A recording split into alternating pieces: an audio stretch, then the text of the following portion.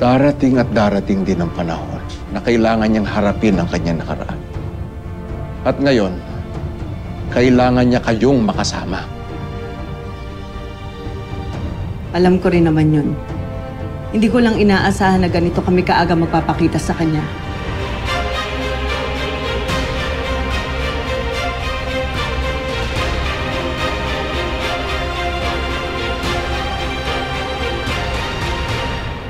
Malaking bagay pa rin ang ginagawa ninyo para kay Lolo.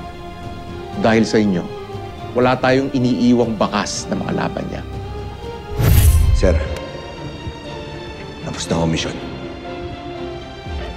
Ako nang bahala sa ebidensya.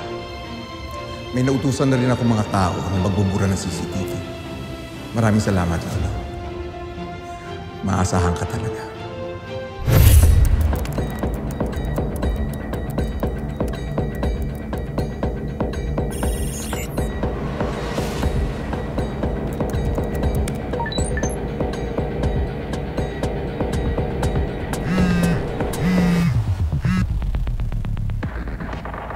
Boss. Martin, ikaw na ang bahala sa mga CCTV. Walang ebidensya ang dapat matira. Kopya, boss. Akong bahala.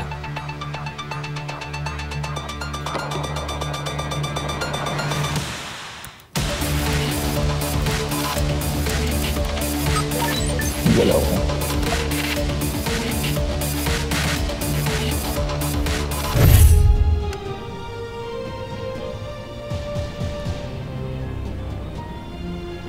Ano? Maaasahan ko ba kayo?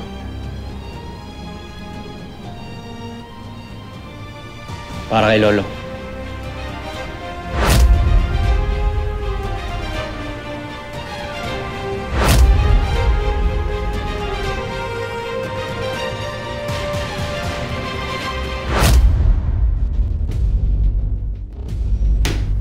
Ano ka ba, Mami? Bakit mo ginawa yun?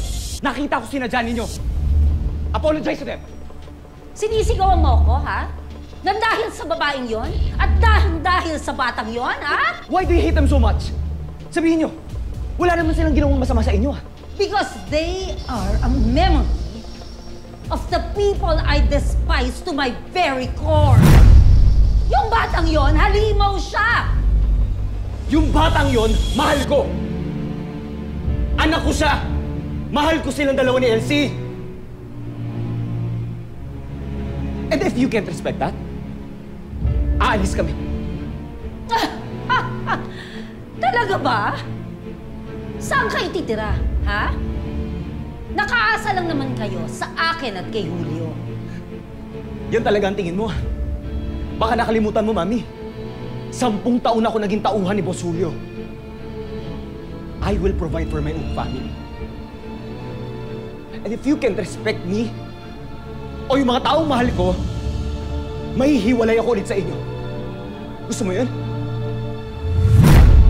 Mamili ka.